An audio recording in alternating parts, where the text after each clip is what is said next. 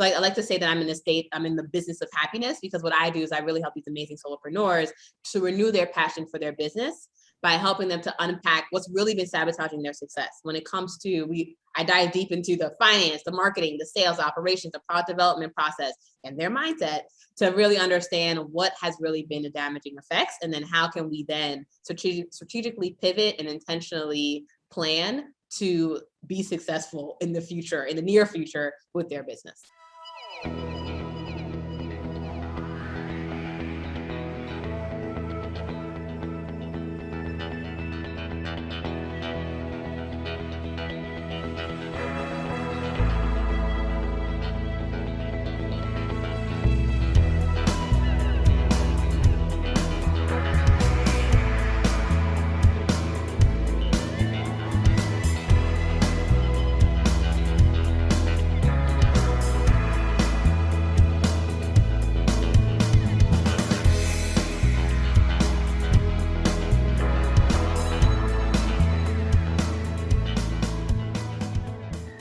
Hi, everybody. I am Dr. Kristen Donnelly of the Good Doctors of Abbey Research. At Abbey Research, we deeply believe that curiosity can change the world, because it's the only thing that ever has.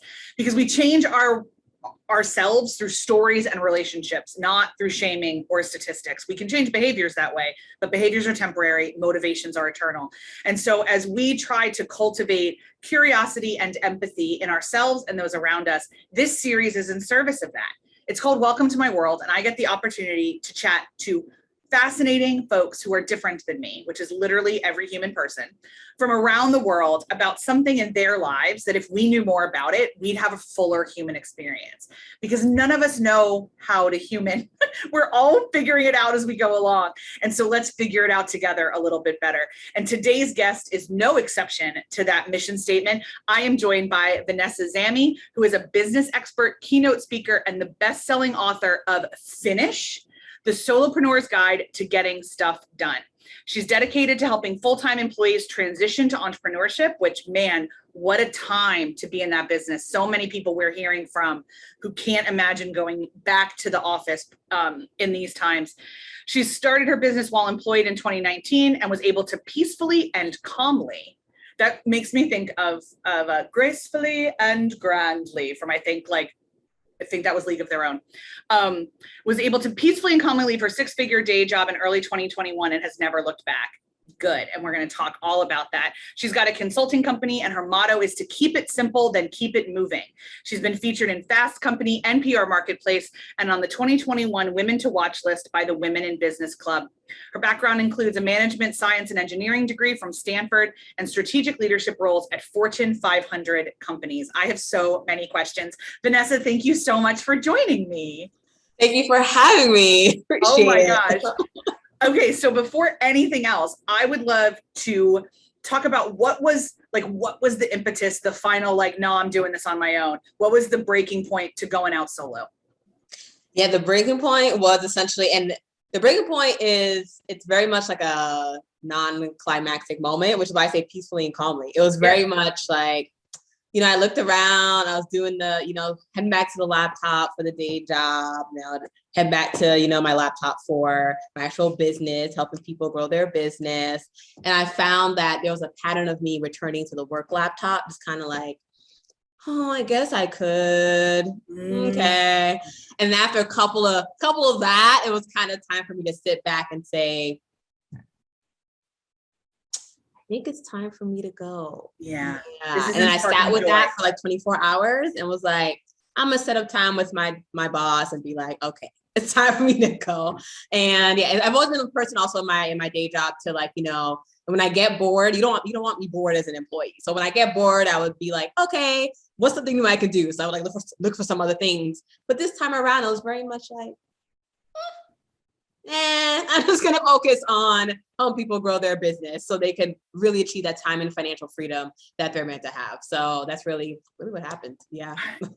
I think it's so important. So especially because this is a recent development for you, it really fits into a lot of thinking that I'm doing right now about what what is the future of work going to look like? And we're hearing a lot, as you and I are speaking in August, although the viewers are going to hear this at the end of November, I am sure this conversation is still happening. Oh, yes. Which is, what is work going to look like? Why aren't people returning to work? What do they want to do?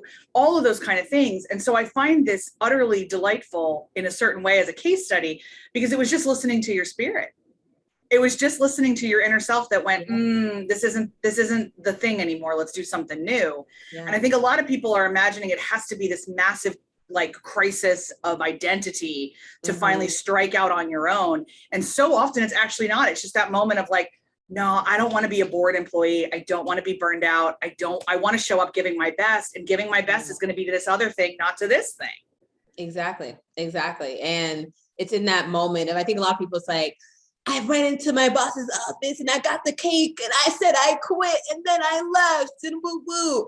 And then unfortunately what has happened, eventually they end up in this sad state of like, I shouldn't have done that. Maybe I shouldn't have done that. And the thing is that there was a time a year prior when I had thought about then quitting my business. And if I had done it at that time, that would have been a terrible time. Oh, the dog's acting up. It does this whole like hairball thing. It's very interesting what this does. I don't know what it is. It's really sneezing? No. It does this like stuck in his throat, like hairball situation. Love it. Okay. But like it sounds like a hairball, but it's not a hairball. Not, God love him. Yeah, hope he feels better soon. Yeah. Yeah. I think that's such a great point though, because we value in the culture that triumphant moment, but you didn't have your ducks in a row. Like you weren't ready to step out, it sounds like. And so by the time it was just this quiet moment, you were ready to do that calm transition instead of a panicked one that probably feels a little bit more like getting laid off in that panic than being ready to go.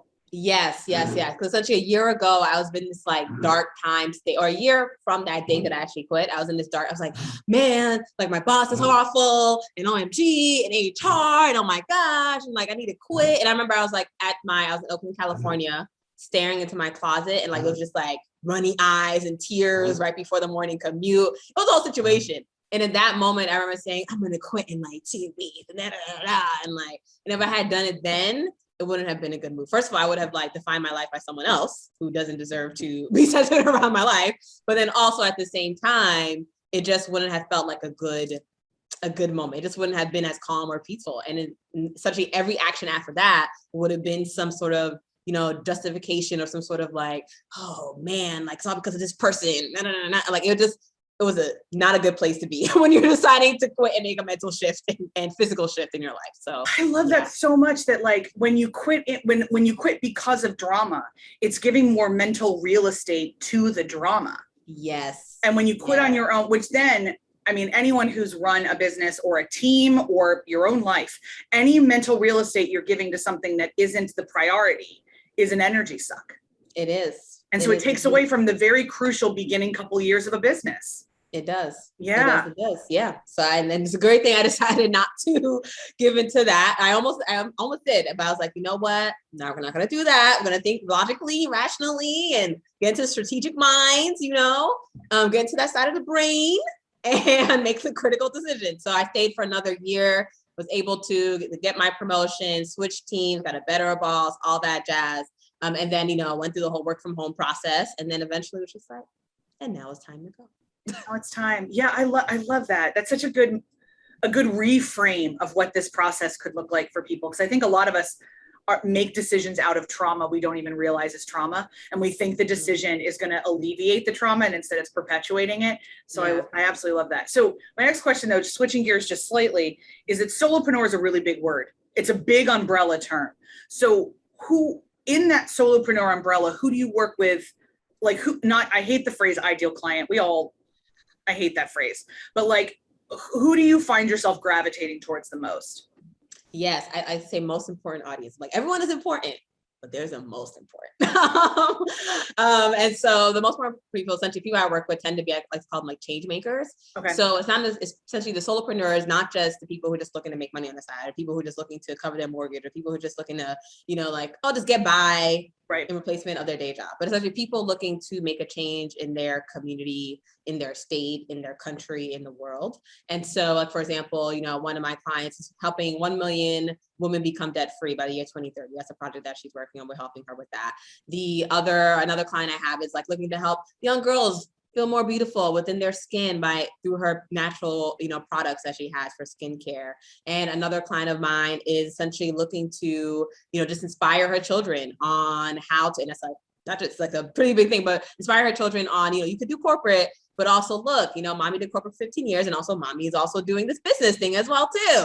And now essentially this past summer, they were like, mommy, I want to do a lemonade stand. So now she helped them do a lemonade stand. And like, now they can look back on it 20 years from now and say, my entrepreneurship journey started when I did a lemonade stand. And I was like 5. And so essentially, but it's one of those things where it's people looking to make a change, not just within their own individual silo, but looking to impact the people around them in any shape or form through what it is that they're doing. So I love that. That's so cool.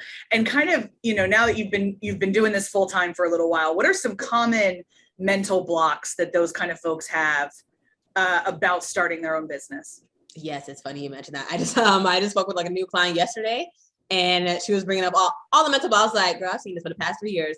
Different. But essentially, it's the first mental block is essentially it's kind of the shiny object syndrome, which is very, very common in entrepreneurship, and that becomes a mental. And the root of the shiny object syndrome is a little bit of imposter syndrome of like, should I be an entrepreneur? Am I right to do this?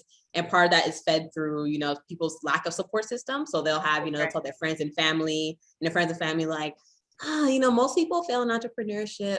Here's a job. Here's another job you can do. Or, and sort of they're not getting that support. And so part of that feeds into their imposter mindset of that, they don't belong in entrepreneurship land. It is a small land. Only 7% of the world are in this land. It is a very small land. And so part of that feeds into the whole shiny object syndrome of thinking, okay, I'm not doing enough. Am I doing the right thing? Is it, I'm doing this marketing, but it's not working. I put it in quotes. Maybe we'll get to that. But essentially the sense that, a lot of people like they enter entrepreneurship with the whole get rich quick mindset as well too. So, and part of that then feeds into all the things that end up going wrong. And get rich quick as in they expect, okay, I decided to enter entrepreneurship, whether or not they quit their job or they keep their job, but they're like, okay, the next 3 months, I'm gonna make 100K. Or next week, I'll make 100K. I just started today, I'll make 100K next week. I mean, maybe within 5 years. Okay. And, I love the ambition. Love the thing about my clients, very ambitious people. Love the ambition, right? But then eventually what happens is that they slowly realize that entrepreneurship is not as easy as wake up, do business, make money. Like, it's not that, that's not how that works. And so with that being said, they then end up going into sort of a fear of failing, but also a fear of success. And so, because then at some point in time, okay, they realize it didn't take 3 months, maybe it took, 8 to 12 months. So then to make some amount of money, just to make any type of money at all, like it took them 8 to 12 months, right? So then they make money, but then they see themselves making money, they feel it, they feel the energy, and then the fear of success keeps them back. And the fear of success then goes into them saying, and it's nice, and one of those things where it like creeps up. It's not necessarily, it's a subconscious thing. It's a self-sabotage thing that ends up happening that they don't realize, where they then say, it's not working. And the reason why they say it's not working is because maybe they only made like 5,000 in the past 3 months, 5,000 in the past 3 months. But then they'll say, but my goal was 100K. So I'm not hitting that 100K. So it's not working. And really, instead of looking at it as, your goal is 100K. Yeah. Yes, it took you longer than expected. Yes, you are not there yet, but you have made 5K. You have made it in the past 3 months. Keep doing what you're doing and you will continue to make more. You will get exponentially better at it, et cetera. And so what's happening is they then fall into sort of the shiny object syndrome. Shiny object. And a Facebook ad will come along. They'll talk to somebody in a networking group. Someone will be like, have you done this? Have you done that? Think about a course. Think about a podcast. Think about a workshop. Think about a webinar. Have you considered doing that? And so all these things will just pop up in their sphere, right? In their sphere of influence. And they will be influenced by it because they are not confident in their plan, in their strategy, in the steps that they're taking, and that it actually like works and that is working for them and their goals. They're not confident in it. So then they want to look and jump elsewhere. And so because of that pivoting, that is sort of the pivot is important. Yes, pivot is important. It's a very buzzword this past year. Pivot is important, but you got to strategically and intentionally pivot.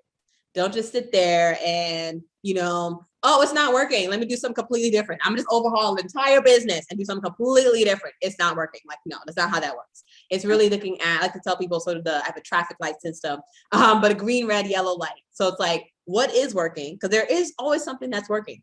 Yeah. And then what is it that's not working? That's actually not working. Like you have found no results at all, no measure of success at all with this thing, whatever it may be. And then the yellow light is then where the pivot happens, where the innovation happens, where it's sort of from what was not working. Yeah. What if you tweaked it? Just did a little tweak. What could you tweak? Not overhaul, not eliminate completely, but what could you tweak that can then make it better so that it can work and be a green light in the future?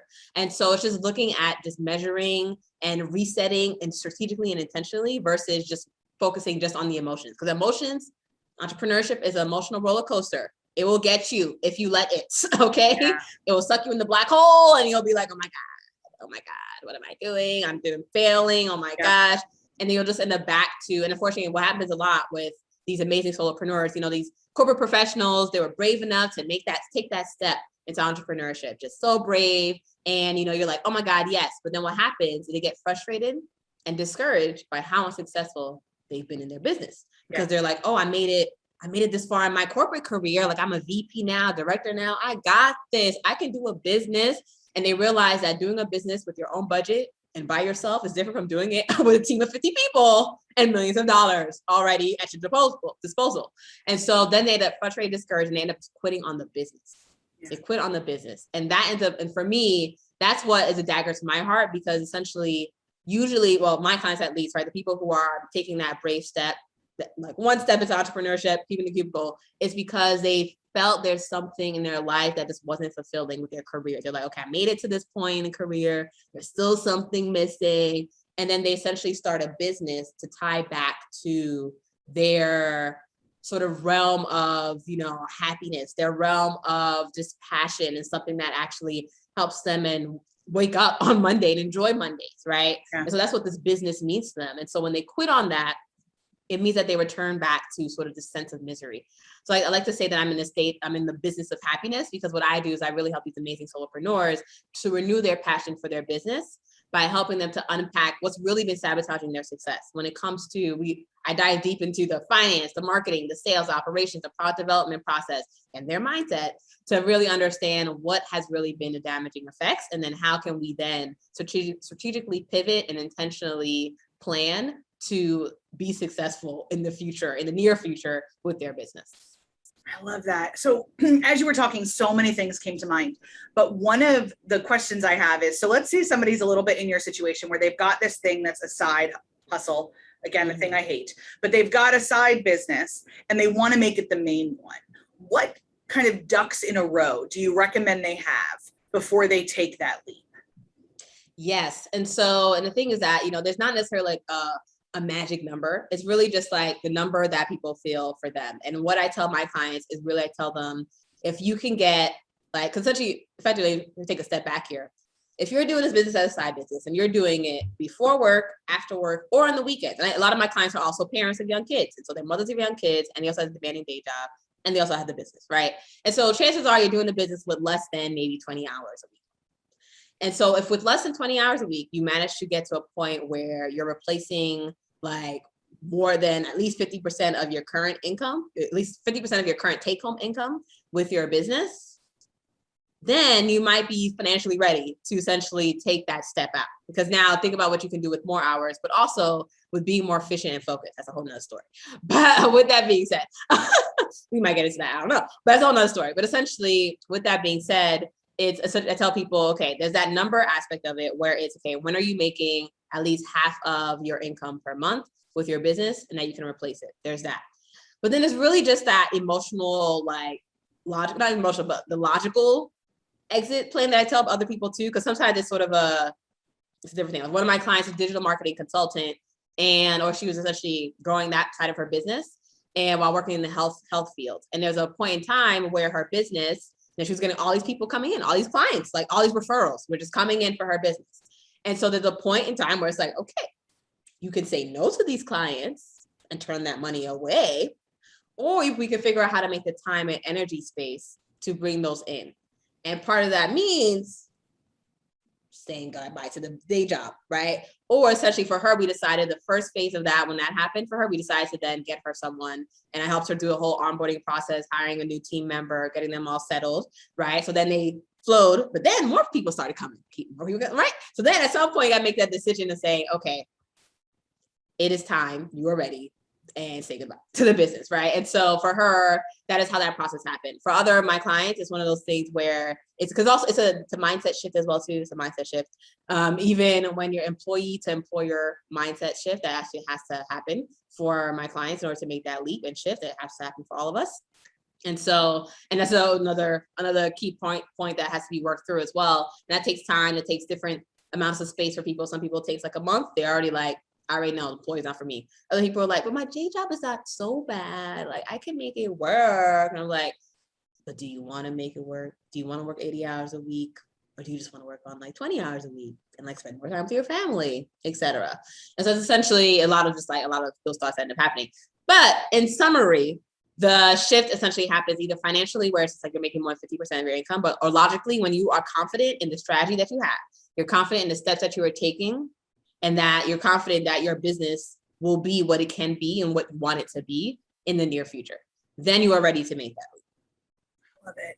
So, so you've given us so much rich wisdom, and so much to think about. My brain is spinning, so many options here. And I want to be mindful of time and how generous you've already been. So wondering if you could give us kind of one last thought for the audience, for people who are, let's say, not even really sure what entrepreneurship is, but know that they're tired. What, like, kind of give us that. Yes. You don't know what entrepreneurship is, but you know that you're tired. And so, and I'll answer this by saying essentially my journey of understanding what entrepreneurship was. And so I didn't grow up with like entrepreneurship parents or family. Like entrepreneurship entered my vocabulary and realm of existence when I was 18 years old. I went to Silicon Valley. That's when I entered, right? But even then, I wanted to be a doctor, I was going to be a neurosurgeon, whole situation. So I heard entrepreneurship, and for me, it was like, oh yeah, those people with the Teslas, they do entrepreneurship. Like that was my vantage point of what entrepreneurship was. And then it wasn't until like 10 years after that, it wasn't until I read Rich Dad, Poor Dad, and I read that book. And for me, that's what then made entrepreneurship like, oh my God, entrepreneurship is accessible. Like regular people own laundromats. Like that for me, like that was like an aha moment for me. I was like, regular people own laundromats. Oh my gosh, like, whoa. And at that point in time, also, I had been at the space where I was tired at work. I was just like, and I was tired of corporate America in general. And I had my experience being a nonprofit already as a, not a full-time person, but as a part-time worker. And so then I was a full-time, like, corporate America experience. And I was just like, okay, so that's not working. Nonprofit doesn't work. For-profit doesn't work. Like, it must be something else. I just didn't know what that else was until I read that book. And essentially, with my mind open to what else was possible, I then from there realized that entrepreneurship was a route for me. If you are sitting here and you're watching this and you're watching Kristen and I talk and you're just like, I'm tired, is entrepreneurship the route for me? I would say, I have some people to refer you to, but I'd say connect with a life coach. Do not connect with a business coach because you may not be ready for a business. And so like, for people who come to me at that stage, I'll connect them with either a life coach or a career coach as well too, because it may be that you're tired of your career, so you want a second career. But it may not be entrepreneurship is right for you. Because entrepreneurship is not right for everyone. I will say that. Anyone could be an entrepreneur if you really want to be an entrepreneur, but you have to want to be an entrepreneur, right? It's not just some like, oh, I think today I'm going to start this thing. No, that's not how that works. So you're not going to make it through this marathon. I always say entrepreneurship is a marathon. And so if you need to ensure that you are ready for the race. It is not a sprint. It is not a get rich quick scheme. It is not a, people will pitch it like that, but it's not that. It is very much a race, and you have to pace yourself. It's 26 miles and you have to be in it for the long run. That's really what it comes down to, right? Because you are looking for financial freedom, generational wealth. Guess what? The generational wealth doesn't happen in like 2 hours. So ensure that you really want to step into business entrepreneurship. And the first step for you is, I would say, connect with a life coach in order to best understand what is going to be the next step for you. And it might be business, it may be something else, but ensure that you're clear on that. Yeah, because we all have the tendency to do shiny object syndrome, where like we feel a certain way on a day, somebody gives us a solution and we chase that, but that might not be the true solution. And so doing the work on ourselves to understand that is a key element to finding the alchemy of life that works best for you, is to also be aware of that. So, oh my gosh, Vanessa, so many things you covered today. Such a rich conversation. Thank you so much for joining me. Thank you for having me. Yes, I know we covered a lot of different stages of people in their entrepreneurship journey. So yeah. It was great. I loved it. I love wide-ranging conversations where a lot of different people can find themselves in it as they listen. So I love that so much. Listen, pals, if you liked the conversation as much as I did and learning from Vanessa as much as I did, do all the YouTube-y things, hit the thumbs up, subscribe, ring the bell so you don't miss a thing. I have conversations like this with fascinating folks all the time. And then I also have them with Dr. Erin, my business partner, where we talk about how to cultivate curiosity through consumption of culture. So good news, if you want to be a better person, one of the ways we'll kind of show you how you can do it is by watching things like Bridgerton. There's a lot of ways to be critical and learn about humanity from all sorts of culture, both popular and lived, and we'd love to help you take you on that journey as you learn more about yourself and more about humanity and how we can all do it together. So this has been an utter privilege. This is just one series that we offer on Abby Research's YouTube channel. There's a lot of different ways to learn, and we can't wait for you to join us entirely. I'm Dr. Kristen Donnelly. This has been Welcome to My World, and I'll see you next time. Bye.